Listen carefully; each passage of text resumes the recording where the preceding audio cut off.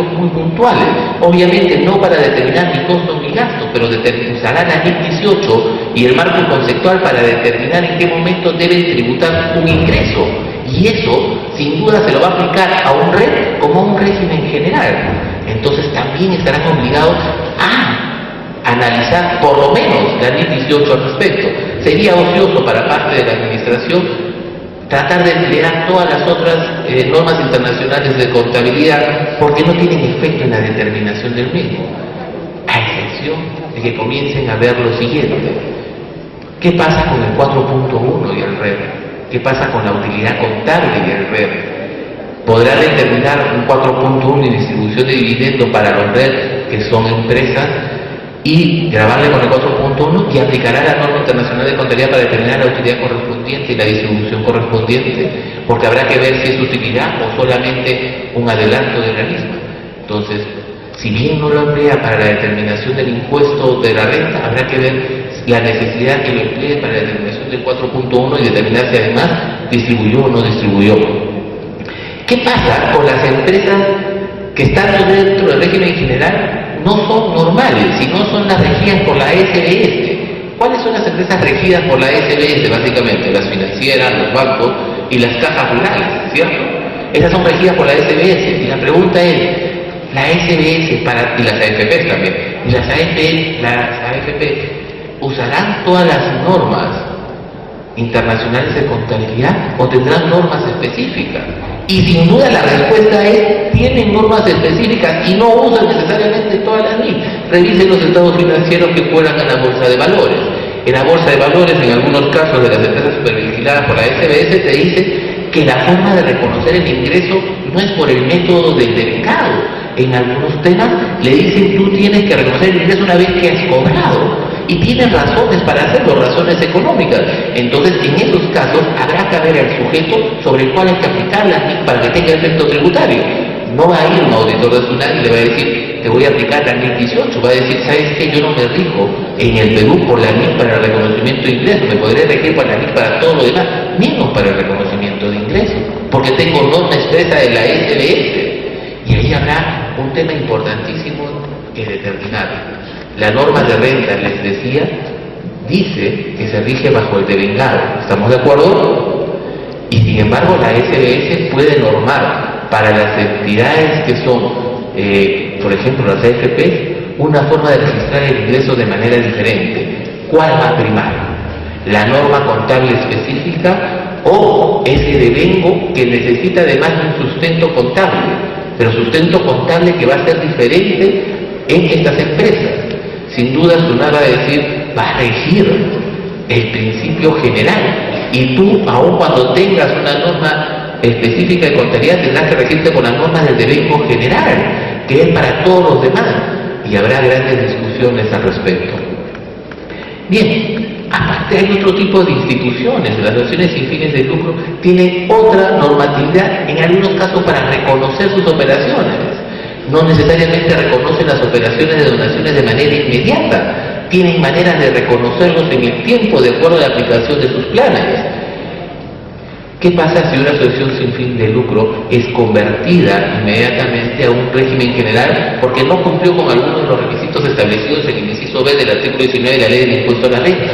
Tendrá que convertirse, por lo tanto, todos sus estados financieros a este principio del devengo y tendrá que abandonar sus prácticas contables que aquí lo señala para que presenten un estado financiero razonable.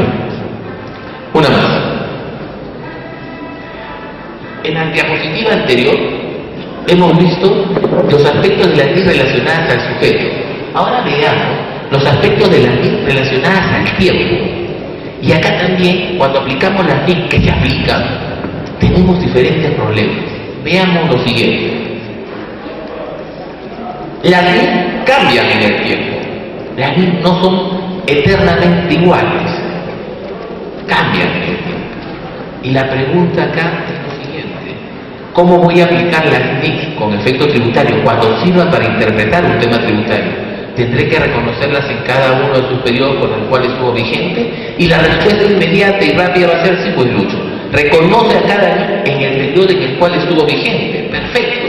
Sin embargo, quienes normalmente han prestado una lectura hasta la última línea de la NIC, verán que la fecha de vigencia de la NIC te dice lo siguiente: regirá, por ejemplo, a partir del año 2010, te dice, pero puedes hacer uso anticipado de la NIC. ¿Estamos de acuerdo? O sea, decir una norma de 2010 que podría estar vigente en 2010, la NIC te dice lo puedes usar de manera anticipada desde el día 2008 o 2009. Entonces ahí tenemos un problema de vigencia. Tendremos que preguntarle si vamos a usar un criterio interpretativo de esa NIC al contribuyente específico, ¿desde cuándo optaste esa NIC o no? Grandes problemas, porque para un mundo tributario rígido estamos tomando criterios interpretativos de normas internacionales de contabilidad que tienen cierta flexibilidad en su uso. El Tribunal Fiscal, en estos casos, usa la NIC vigente. Y la pregunta es, ¿con NIC vigente desde dónde? Lo usa desde la oficializada. Y la pregunta es, ¿por qué lo usa desde la oficializada? Si además la norma te dio la posibilidad de entrar en vigencia de manera potestativa, de manera adelantada. Problemas para solucionar en el tiempo en el uso de la NIC. Un tema importante es las NIC y los contratos de estabilidad tributaria. Imagínense lo siguiente: que yo estoy estabilizado, no en la NIC 18 actual, no en la NIC 16 actual, no en la NIC... Yo me estabilicé en el año 90 y le dije al Perú, necesito un contrato que me dé seguridad jurídica y no necesito que ninguna norma jurídica, incluidas las tributarias, cambie. Sin embargo, la NIC en el mundo no tienen por qué respetar ese contrato, van cambiando. Y el gran problema que surge es lo siguiente: para interpretar algunos defectos de la norma vigente en esos años, la del año 90, por ejemplo, tendremos que usar las NIC vigentes o las NIC que quedaron estabilizadas. No hay, en la actualidad, una respuesta clara a ese aspecto. Yo, sin embargo, soy de la posición siguiente: está bien que estabilices el régimen jurídico, pero los criterios interpretativos que recoges de las normas internacionales de contabilidad tendrán que ser de aquellos que estuvieron vigentes en cada uno de los momentos en el tiempo. Podrás distorsionar, si quieres, la naturaleza del contrato de estabilidad tributaria, y creo que no lo es, porque en realidad lo que estás recogiendo son formas de interpretar que lo recoges de la contabilidad para interpretar tu norma que estaba vigente en ese momento. Pasemos a lo siguiente. Solamente un aspecto importante de esa congruencia o de esa convergencia en el cual el tribunal recoge una norma contable o temas contables para ver un caso tributario. Miren el siguiente. Ustedes recordarán que el inciso G del artículo 44 de la Ley del Impuesto a la Renta te habla de intangibles. Te dice lo que está en la diapositiva, te dice más o menos lo siguiente: la amortización de llaves, marcas, patentes, procedimientos de validación, juaninos y otros activos intangibles similares no son deducibles. Eso te lo pone en el gorro del 44. Sin embargo, te dice, el precio pagado por activos intangibles de duración limitada te permite la deducción. Veamos lo siguiente. Por lo tanto, en principio los intangibles son no deducibles, excepción de que los hayas pagado y no sean aporte. Bien, pasemos a la siguiente. En la NIC 38 tratan dos aspectos importantes: la amortización de los intangibles y el tema del importe amortizado. Vean lo que nos dice la NIC 38 con respecto a la amortización. Y nos dice, es la distribución sistemática del importe amortizable de un activo intangible durante los años de su vida útil. Y te dice, y luego viene qué cosa es importe amortizable, y te lo define, te dice, es el costo de un activo o la cantidad que lo destruya una vez deducido el valor residual.